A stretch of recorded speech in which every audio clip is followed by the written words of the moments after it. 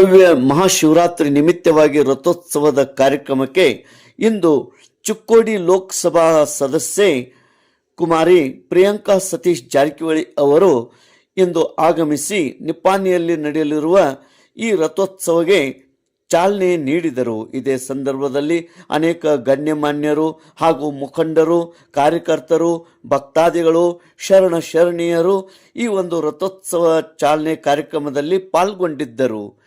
ತೇಜ್ ಪ್ರಭು news Nippani.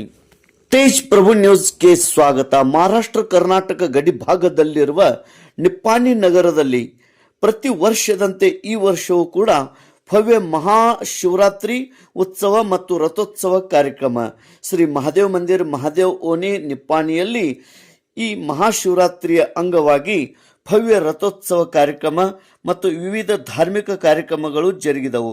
ಈ ಒಂದು ರಥೋತ್ಸವದಲ್ಲಿ ಭವ್ಯ ಮೆರವಣಿಗೆಯಲ್ಲಿ ಜಮಖಂಡಿ ಬ್ಯಾಂಡ್, ಬೇಡ್ಕ್ಯಾಳ್ ಬ್ಯಾಂಡ್, ಕರಡಿ ಡೋಲ, ಕರೋಶಿ ಕರಡಿ ಡೋಲ, ಧುಳಗನವಾಡಿಯ ಕರಡಿ ಡೋಲ, ಅದೇ ರೀತಿ ಹನುಮಾನ್ ಸಂಬಾಳ ವಾದ್ಯ, ಜಮಖಂಡಿ ಹಾಗೂ ಆನೆ, ಕುದುರೆ ಮುಂತಾದವುಗಳು ಭಾಗವಹಿಸಿ ಭವ್ಯವಾದ ಮೆರವಣಿಗೆ ನಡೆಯಿತು.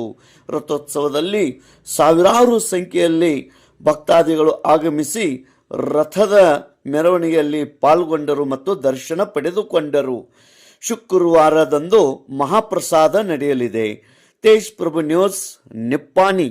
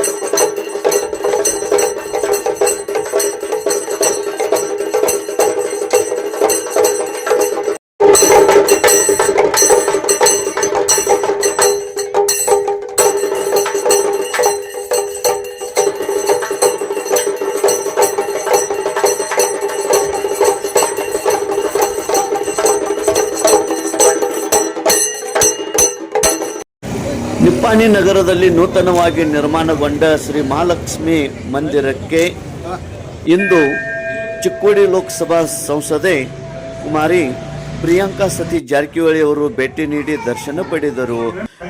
ನೂತನವಾಗಿ ನಿರ್ಮಾಣಗೊಂಡ ಶ್ರೀ ಮಹಾಲಕ್ಷ್ಮಿ ಮಂದಿರದ ವಾಸ್ತು ಶಾಂತಿ ಮತ್ತು ಜಾತ್ರಾ ಮಹೋತ್ಸವ ಇತ್ತೀಚೆಗೆ ಜರುಗಿತ್ತು.